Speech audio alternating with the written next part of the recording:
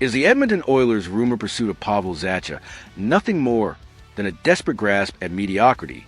A misguided attempt to patch a roster that's already teetering on the edge of overhyping depth players, when what they really need is a game-changing star to finally push them over the Stanley Cup hump? That's a scorching hot take burning up NHL circles right now, with analysts like Greg Wyshynski from ESPN slamming the idea as a classic Oilers overpay for a guy who's solid but not special. Zacha's no more than a third-line plugger dressed up as a savior, and chasing him could waste precious assets on fool's gold when Edmonton should be hunting elite talent instead. Welcome back to Oilers Update, your unfiltered source for the raw truth in orange and blue hockey. I'm your host, cutting through the hype with the sharp edge this rumor deserves. Today, October 29th, 2025, we're tearing apart the buzz linking us to Boston Bruins center Pavel Zacha, dissecting why the so-called strategic depth move smells like a panic button disguised as savvy GM work, and arguing that it's a step backward for a team that needs bold swings, not safe bets. This isn't about bashing a player. It's about facing facts. Zacha's a fine NHLer, but he's not the catalyst to elevate us from perennial finalists to undisputed champions. And pursuing him risks squandering our limited trade chips on a guy who won't move the needle when it counts. Let's dive in, expose the flaws, and chart why the Oilers should slam the door on this rumor before it derails our real path to glory. Because in oil country, we've waited too long for a cup to settle for anything less than transformative. Let's start by laying out the rumor itself. Because even in its most optimistic light, it feels like a swing and a miss for a team that's supposed to be all in on winning now. According to insiders like Elliot Friedman and James Murphy from RG, the Oilers are being connected to Zacha, the 28-year-old Bruins center, who's in the penultimate year of a 4-year, $19 million deal at $4.75 million AV. The pitch is that he'd slot in as our third-line center, bringing face-off prowess, 61.1% this season, some scoring touch, 9 points in 11 games, and veteran stability to support McDavid and Draisaitl. It's framed as a depth play, with our GM Stan Bowman leveraging his rapport with Boston's Don Sweeney after deals involving Trent Frederick and Victor Arvidsson. To make it happen, competition from Vancouver and Calgary adds urgency, and Zacha's contract makes it more than a rental, potentially a long-term piece. On paper, it sounds reasonable. We got a stacked top six, but our bottom lines have been inconsistent, averaging just 1.5 goals per game early this season, 22nd in the league, and Zacha's 57 points last year with Boston suggests he could stabilize that. But here's where the hot take hits hard. This is fool's gold, a mirage of depth that distracts from our real issues. Zacha's not a difference maker. He's a complementary player who's thrived in Boston's system, but will get exposed in Edmonton's high-stakes environment, where we need stars, not stabilizers. Friedman himself noted the interest, but the hottest debates on podcasts like 32 Thoughts and ESPN's A Point are ripping apart, with voices like Wyshynski arguing it's a lateral move at best, wasting assets on a guy who's never cracked 60 points and disappears in playoffs. And they're right.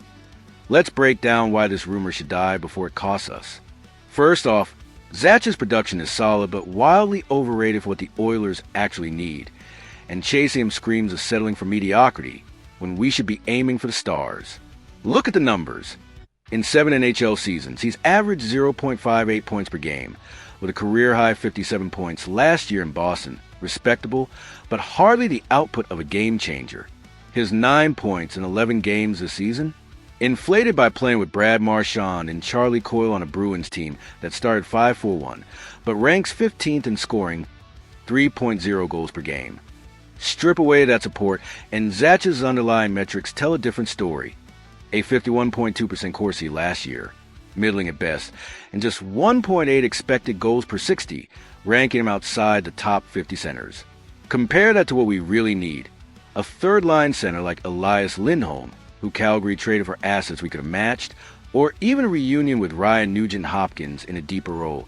And Zacha looks like a downgrade. The hot take here, echoed by critics like Sean McKindo on The Athletic, is that Zacha is a product of Boston's system, not a driver. Put him in Edmonton, and he'll be exposed as a 40-point guy at best, not the depth savior they're hyping. We've seen this movie before. Remember acquiring Adam Enrique last deadline for depth? He chipped in 6 points in 22 playoff games, solid but not transformative. Zacha's playoff record is even more damning. 23 points in 44 games, with a -10 rating and no real standout performances. In a league where third-liners like Chandler Stevenson helped Vegas win a cup with 20 playoff points, Zacha's resume screams reliable but replaceable. Why burn assets on him when our real problem is bottom 6 inconsistency against elite teams? We've outscored opponents 38-22 this season, 7-2 record. But in losses, our depth has been outshot 62-38, highlighting the need for impact, not insulation. Pursuing Zacha feels like admitting defeat on bolder targets, and that's a take that's sparking firestorms on Reddit and Twitter, with fans calling it Bowman's first big mistake. Second, the competition from Vancouver and Calgary exposes how this rumor highlights the Oilers' asset limitations, turning what should be a strength into a vulnerability that could leave us outbid and empty-handed. The Canucks, sitting at 4-3-2 with $6 million in cap space, have a treasure trove of prospects like Tom Willander and a 2026 first to dangle. Far more enticing than our depleted pool after years of all-in moves. We traded our 2025 first for Jeff Skinner. Calgary, rebuilding but with $20 million in space and picks galore, could offer a package including a top prospect like Matt Coronado, making them a dark horse. Insider Frank Saravalli on Oilers Now podcast fueled the controversy, saying, Edmonton's interest is real, but they're not the frontrunners. Vancouver's assets make them a favorite, and if the Oilers overpay, it's a disaster. This take is red hot because it underscores our cap crunch. With $17.7 million projected for next year, but extensions looming for Bouchard, $10 million AAV, and others, absorbing Zacha's $4.75 million without retention means shedding salary. Perhaps moving Ryan Nugent-Hopkins, $5.125 million, which would gut our depth more than help it. Comparisons to past flops sting. Remember when we chased Jacob Kykren, but settle for less? Zacha feels like that. A compromise that doesn't solve the core issue of needing a true play driver for the third line, not a face-off specialist. His 61.1% is nice. But our team ranks 12th at 51.2% without him. The debated opinion gaining traction on Puck Empire forums is that Zacha's a flame or Canuck waiting to happen. Oilers can't compete without overpaying, and that's a recipe for regret. It's a brutal reality check. In a Pacific Division arms race, settling for Zacha while rivals land bigger fish could leave us exposed, especially if the production dips in our system without Boston's structure. Third, Zacha's fit in Edmonton is questionable at best, a mismatch that could disrupt our chemistry and highlight why this rumor feels like a step sideways rather than forward, especially when bolder options exist. Sure, he's versatile, capable of playing center or wing, with 9 points in 11 games this year, but his style is methodical, not explosive, which clashes with our rush-heavy attack. We lead the league in transition goals at 1.4 per game. Analysts like Mike Johnson on TSN argue the hot take. Zacha's a grinder, not a creator. Pair him with McDavid and he'll look great, but on the third line, he'll be average, not the depth booster Edmonton needs. His playoff pedigree is thin. 10 points in 26 games with a -5 rating, and in high-stakes scenarios, he's been outshone, like in Boston's 2024 first-round exit, where he managed just 1 goal. Compare to what we truly require.